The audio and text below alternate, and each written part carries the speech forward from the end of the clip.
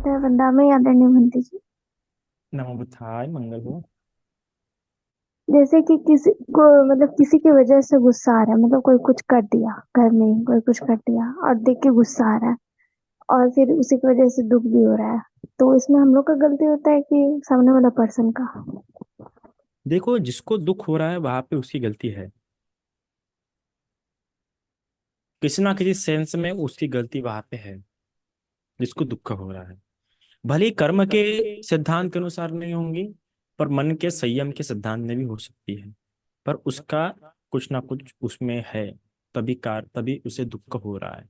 संयम ना होना कोई बड़ी बात नहीं है, होता है। पर सबसे बड़ी समस्या तब है जब व्यक्ति उस बात को लेके बहुत लंबे समय तक है। कोई भी गुस्सा होता है, हम गुस्से होते हैं, हमको भी गुस्सा आता है। पर समस्या ये बात है कि आपने बोल दिया और गुस्सा हो गया और वहीं तक छोड़ दिया, बस। अगर आप आगे बढ़ा रहे देन आप प्रॉब्लमेटिक है, फिर वो बात गलत है। गुस्सा हो जाना गलत नहीं है, कुछ बोल देना गलत नहीं है, पर उसको मन में बिठा के रखना या बहुत दिनों तक साथ में रखना मन में, वो गलत है। ये बात पे आपको संयम रखना है। बाकी गलती से हम क्या बोल देते हैं, गुस्से गुस्से में हम क्या बोल देते हैं, उस पर ज्यादा ध्यान मत दीजिए। ठीक है। ये भंती जी, दूसरा प्रश्न ये था कि अ, बुद्धानुस्मृति ध्यान में ऐसा पता चलता है कि मतलब भगवान बुद्ध को ये जन्म का कारण और मृत्यु का कारण मतलब किसी का भी देख सकते थे, मतलब कर्म की वजह से जन्म होता है, कर्म की वजह से मृत्यु हो जाता है। तो कर्म की वजह से मृत्यु होता है, तो जो अभी ये होता है कोई किसी को गोली मार देता है या मार पीट के मार देता है या फिर दुष्कृत्य हो जाता है, तो ये सब कर्म की वजह से होता है। इस जन्म का कर्म की वजह से होता है कि पूर्व जन्म का कर्म की वजह से होता है, या फिर दोनों का इसमें ये रहता है, पार्ट रहता है? देखो, मृत्यु के भगवान ने चार कारण बताया है ना। उसमें सिर्फ कर्म ही नहीं होता है, आयु कल्प का भी उतना होता है। बहुत सारे भिन्न भिन्न कर्म रहते हैं। हम हमेशा ये नहीं कह सकते कि इसी जन्म के, हमेशा ये नहीं कह सकते कि पूर्व जन्म का कर्म है। पर कर्म किस ना किस रूप में इन्वॉल्व रहता है। पर ये बताया जा सकता है कि पूर्व जन्म का कर्म है, इस जन्म का कर्म है, या दोनों कर्म है। पर कर्म रहेगा किसी ना किसी रूप में कर्म इन्वॉल्व रहेगा उसमें। एक तो उसको बचाने में, या तो उसको मारने में। जीवन जी। और तीसरा प्रश्न ये था कि ये पूर्वज और आने वाला वंशज, ये कितना प्रभाव करता है ये जीवन में? मतलब अभी भी ज्यादातर लोग का मन में ये रहता है ना कि वो अपना इतिहास खोजते रहते हैं, फिर उसमें ना पढ़ते पढ़ते डूब जाते हैं कि उनके अंदर वो द्वेष उत्पन्न हो जाता है। जैसे अभी भी एक सामाजिक व्यक्ति होने के नाते इतिहास महत्वपूर्ण रहता है। एक धार्मिक व्यक्ति जिसको सिर्फ निर्वाण से मतलब है, उसके लिए इन सब बातें से कोई मतलब नहीं रखना चाहिए उसने। उसका पूरा वंश, उसका इतिहास वगैरह, as a individual, as a व्यक्ति के रूप में अगर आपको धर्म में उन्नति करनी है तो बस आपको धर्म को जानना चाहिए। पर सामाजिक व्यक्ति हो, सामाजिक संघर्ष से जुड़े हुए हो, तो फिर आपको इतिहास भी एक महत्वपूर्ण विषय हो जाता है। तो बनते ही जैसे पूर्वज का बात होता है, तो जैसे इस जन्म में ये हम जिस स्कूल में जन्म लिया वो पूर्वज हो गया, उसके मतलब वो जिस स्कूल में भी है वो स्कूल का पूर्वज हो गया। मतलब पिछले जन्म में भी तो कोई और पूर्वज होगा, आने वाले जन्म में भी कोई और पूर्वज होगा। तो ये मतलब ज्यादा इम्पोर्टेंट मतलब इसका रोल नहीं होता है, मतलब इस पे आदमी जो लड़ते रहता है वो आपका पूर्व जरूरी जन्म नहीं है। में कौन था, अगले जन्म में कौन होगा, वो कोई मतलब नहीं है आपको उससे। कोई होना भी नहीं चाहिए मतलब उससे। क्योंकि कैसा है कि जब आप ऐसा सोचते हैं कि पूर्व जन्म या अगले जन्म के या अगले पीढ़ी या पूरे पीढ़ी के बारे में सोचते, तो कैसा है कि आप में आश्रय उत्पन्न होना शुरू हो जाते हैं, आसक्ति के, लोभ के, जो आपकी दुर्गति का कारण हो सकते हैं। इसलिए भी पूर्व मेरे पूर्वज कौन थे, आने वाले पूर्वज कैसे होंगे, महत्वपूर्ण नहीं। मुझे इस जन्म इस क्षण में ऐसा कार्य करना है कि किसी को बोझ ना हो और किसी को हानि ना हो। जी बनते जी, बहुत बहुत थैंक यू। साधु साधु साधु। वंदा में बनते जी, आपको बहुत बहुत नमन। मंगल हो। अ, बनते जी, मेरा बेसिकली प्रैक्टिस से रिलेटेड प्रश्न है। बनते जी, मैं आपके प्रवचन कुछ महीनों से सुन रही हूँ। हो सकता है आपने किसी प्रवचन में ऐसा बताया हो और मैंने ना सुना हो, तो माफ करिएगा। नहीं नहीं, कोई परंतु हाँ जी, परंतु मेरा बेसिकली प्रश्न है कि कुछ जैसे हम प्रैक्टिस कर रहे हैं, मैं अपने नेचर में चेंजेस ऑब्जर्व करने का प्रयत्न कर रही हूँ। और कुछ चीज़ें हैं जो डेफिनेटली बहुत फर्क पड़ा है, परंतु शायद मेरी खुद से एक्सपेक्टेशन है, कुछ चीज़ों में अभी भी सेटिस्फाइड नहीं हूँ। फॉर एग्जाम्पल, जब हम किसी कन्वर्सेशन में पढ़ते हैं तो आर्ग्यूमेंट में मैं पढ़ जाती हूँ। मुझे बाद में रियलाइज होता है कि मैं इसको अवॉइड कर सकती थी, बट मैं आर्ग्यूमेंट में पढ़ जाती हूँ। और मुझे ये नहीं समझ आ रहा है कि इसका कारण क्या है। ये द्वेष है, कोई गलत चीज होते हुए दिखता है, कोई गलत कर रहा है तो हाँ, मेरे मन में द्वेष बिल्कुल उठता है। और या फिर कभी एक्सपेक्टेशंस होती हैं जो मीट नहीं कर रही होती हैं। तो इन चीजों में मुझे कैसे, आपकी कौन सी देशना और कौन सा सुत या कौन हेल्प कर पाएगा इस चीज को फर्दर इम्प्रूव करने में, भंते जी? मतलब आप बहुत जल्दी से किसी भी आर्गुमेंट में इन्वॉल्व हो जाते हैं ना। जी भंते जी, जहाँ मेरे को लगता है ये बहुत ही गलत चीज किसी ने बोल दी है, जैसे किसी छोटे ने किसी बड़े को डिसरिस्पेक्ट कर दिया, किसी ने झूठ बोल दिया, ऐसे कुछ चीज मैं अगर पकड़ लेती हूँ तो मैं चुप भी रह सकती हूँ, बट मैं उसमें पड़ जाती हूँ। आप आनापान का अभ्यास कीजिए। जी। सबसे पहले आपको आनापान का अभ्यास करना पड़ेगा। दूसरी बात, शीलों पर ज्यादा बल दीजिए, है ना, जी। कि मेरे शील नहीं टूटने चाहिए, ठीक है ना। शील टूट के अगर कुछ काम होगा तो उससे मुझे पछतावा होगा, ऐसा विश्वास बिठा लीजिए आप। शील टूट रहा है तो वो फिर काम सामने वाला अच्छा कर रहा है या बुरा कर रहा है महत्वपूर्ण नहीं है। प्रॉब्लम मुझे आएंगी ही आएंगी, तो ये दो बातों पर ध्यान दीजिए, तो अवश्य आप पे परिवर्तन आएगा, ठीक है। जी। जी भंते जी, बहुत बहुत धन्यवाद। साधु साधु साधु। और एक मेरा व्यापार पहान करके लेक्चर है, वो भी आप सुन लीजिएगा, बहुत पुराना है। जी। जी, I find that. Thank you. साधु साधु। वंदामी भंते जी। मंगल हो। भंते जी, मेरा एक प्रश्न था आपसे। मैं अभी 37 बोधिपक्षीय धम्म पढ़ रही थी, अभी स्टार्ट किया है मैंने। उसमें जो पच्चेक बुद्ध जो है, उनको जो है उसमें जो धम्म देशनाओं में जो कहा गया, पच्चेक बुद्ध को पच्चेक बनाने में जो काम आती है 37 बोधि जो पाक्षीय धम्म है, तो उसमें जो पच्चेक बुद्ध है, मुझे वो समझ में नहीं आया कि पच्चेक बुद्ध पच्चेक कैसे बनते हैं। आप कौन सी किताब पढ़ रहे हैं? मैंने कोई बुक्स रीडिंग अभी स्टार्ट नहीं किया है। मैंने यूट्यूब में जो भी इसके बारे में पढ़ा था उसके मैंने अपने नोट्स बनाए थे। ज्ञान तो किनके सुन रहे हैं, उस किसके सुने हैं सर्विस बोधि पक्ष धर्म पे? अ, मुझे बनते जी के नाम याद नहीं रहते, मुझे जहाँ अच्छा लगा मैंने पढ़ लिया था। अच्छा। पच्चेक जी। बुद्ध जो होते हैं वो सबसे पहले बुद्ध कल्प में नहीं होते, ठीक है। जब बुद्ध नहीं होते तभी पच्चेक बुद्ध होते हैं। पच्चेक बुद्ध को इसलिए पच्चेक कहा जाता है क्योंकि एक साथ कई सारे बुद्ध हो सकते हैं। पच्चेक बुद्ध 100 100 1000 1000 500 500, ठीक है। जी। अब पच्चेक बुद्ध कैसे 20 पारमिता पूरे करके होते हैं, पारमिता और उपपारमिता। लेकिन पच्चेक बुद्ध सब्बानुज्ञानी नहीं होते। जैसे सम्यक संबुद्ध सब्बानुज्ञानी होते हैं, सर्वज्ञ होते हैं। उनके पास सब्बानुत ज्ञान होता है। सब्बानुत ज्ञान मतलब छोटी बात नहीं होती है, ठीक है।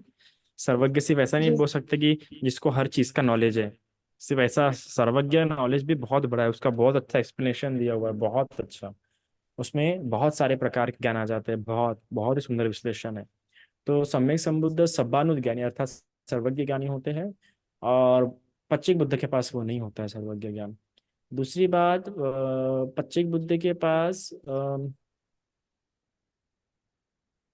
धर्म भी बता नहीं सकते, वो समझा नहीं सकते। उन्होंने खुद ने जान लिया धर्म, पर दूसरों को धर्म वो समझा नहीं सकते, क्योंकि उनके पास निरुक्ति पढ़ी संविदा, दो पढ़ी संविदा उनके पास नहीं होते हैं, ठीक है। सिर्फ दो ही पढ़ी संविदा होते हैं 4 पढ़ी संविदा में से।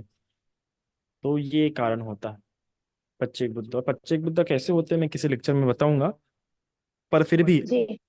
मेरा एक लेक्चर अवेलेबल है 4 तरह के बुद्ध, आप उसमें सुन लीजिए, मिल जाएगा आपको डिटेल एक्सप्लेनेशन। जी। और एक प्रश्न, लास्ट क्वेश्चन मेरा ये था कि आपका एक वीडियो मैंने देखा था जिसमें आपने नवयान के बारे में बताया था। तो हम्म। हम नवयान को बाबा साहब आम्बेडकर से जोड़ करके हम लोग अधिकतर सुनते हैं। और कई लोगों ने मुझसे भी ये प्रश्न किया था कि आप नवयान क्यों कहते हैं। तो ये हम्म। उसके साथ एक रिलेट किया हुआ प्रश्न ये भी है कि बाबा साहेब को जो है सम्यक संबोधि जो है उन्हें क्यों कहा जाता है? आपने मेरा लेक्चर सुना वो? जी, कैसा लगा तो आपको? उसमें भी डाउट था।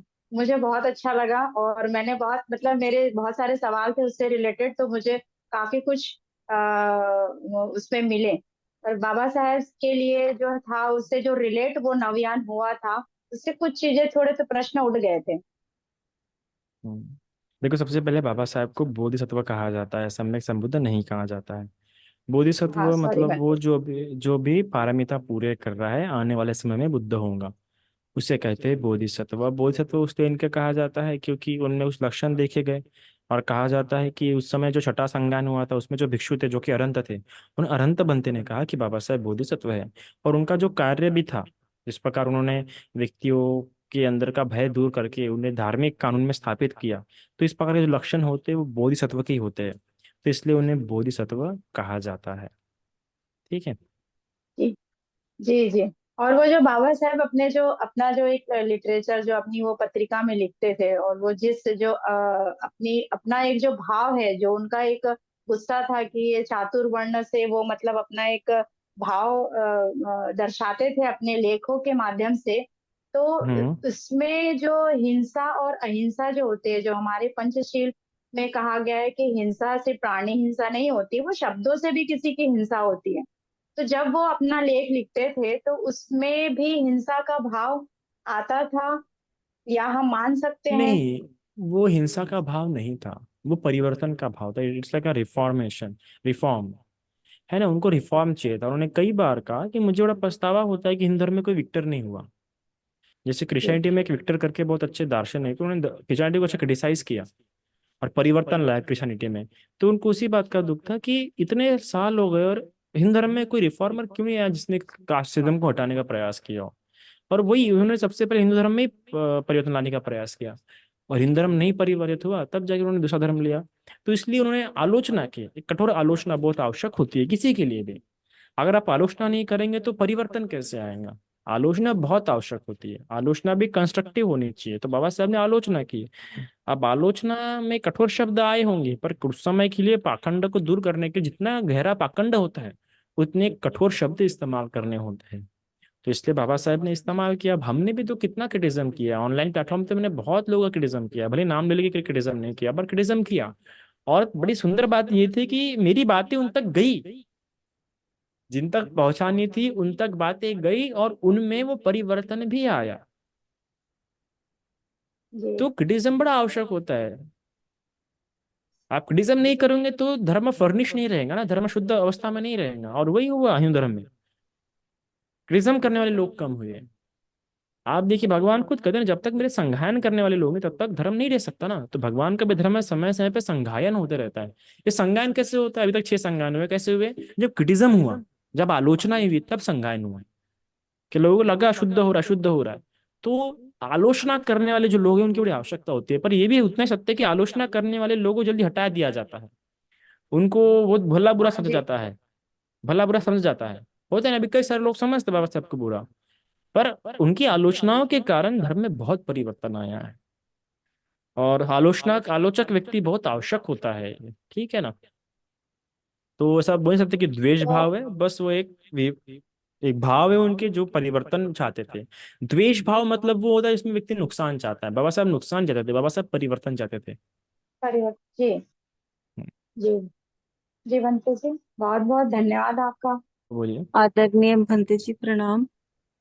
मंगल हो। जी, मैंने आपका एक लेक्चर भी मैंने सुना वीडियो सर। मैं तो आजकल पता नहीं क्या हो गया है भंते जी मुझे कि पता नहीं भगवान बुद्ध का बात सुनते ही ना मुझे एक उत्साह सा जागता अंदर। ऐसे लगता है जैसे उन्हीं को सुनती रहूं मैं, उन्हीं की बातें करूं। और मैं रात को सोती हूँ तो मोबाइल में भी लेक्चर चला के सो देती हूँ कि जैसे मुझे कोई भगवान बुद्ध की बातें ही सुनाता रहे। तो हाँ, ये जो जितनी जातक कथाएं हैं वो सारी सत्य है क्या भगवान के समय में जो भी हुआ? बिल्कुल सत्य है, जातक कथा है, बिल्कुल सत्य है। और ये अभी के समय बहुत बहुत पुराने पुराने हैं जातक कथा है। और कैसा भगवान ने उसे समझाने के लिए फिर अपनी भाषा में बताया है। वो तो बहुत भिन्न भिन्न स्वरूप में घटित हुए जातक कथाएं हैं, जिसमें वो बोला जाता है कि हिरन बोल रहा वगैरह। वो बड़े भिन्न स्वरूप में घटित हुए हैं, पर लोगों को समझाने के लिए फिर बताया जाता है कि ऐसे ऐसे हुए हैं। पर जातक कथाएं घटित हुए हैं भगवान के पूर्व समय में, बहुत लंबे समय से पारमिता पूरे करते आ रहे हैं। अच्छा। और एक मैंने ये ना आम्रपाली वाला सुना था कि जैसे मतलब आम्रपाली जैसे सबको स्टोरी पता है आम्रपाली की, और भगवान ने इतना सारा होने के बाद भी, मतलब शील टूटने के बाद भी आम्रपाली को ही सबसे पहला बुद्ध विहार बनाया, और उनको मतलब भिक्षुनी का भी वो दिया, और वो शायद अरिहंत भी हो गए। तो जी। ऐसा इस क्या पुण्य था उनका आम्रपाली जी का कि नहीं, जिससे उनको पुण्य इतना छोड़िए, पाप पहले पूछना चाहिए आपने उनका। यार पाप तो हम सब भी करते हैं ना, क्या पूछना पाप का तो। नहीं तो वो उनकी पुण्यवान ही महिला बोलती, वो उसका एक गलती से एक अच्छा बड़ा पाप हो गया कि उसके कारण इतना फंस गई बेचारी। वो गलती से वैश्य बन गई, है ना, वरना वो तो अच्छा। पुण्यवान बहुत थी अम्रपाली।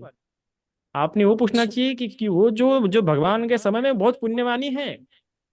जो भगवान के समय में जो पापी से पापी इंसान भी होंगे ना, वो बहुत पुण्यवान है, याद रखना अपन अपने हाँ मुकाबले। जी, हाँ जी, हाँ जी। हाँ।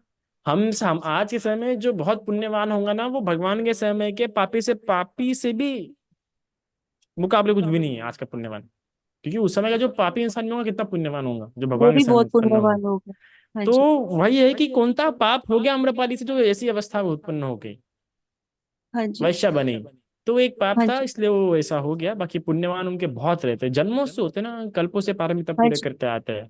तो इसलिए उनके पुण्य बहुत होते हैं, ऐसा नहीं पूछती कौन से पुण्य, पुण्य ही इतने होते हैं। हम ये पूछ सकते हैं कि गरीब होने का पाप क्या, कैसे क्या पाप कर लिया कि गरीब हो गया भगवान के समय में। ऐसा क्या पाप कर लिया कि वैश्य हो गया भगवान के समय में। ऐसा क्या पाप कर लिया कि अनाथ हो गया भगवान के समय में। वो सोचने वाली बात है। जी।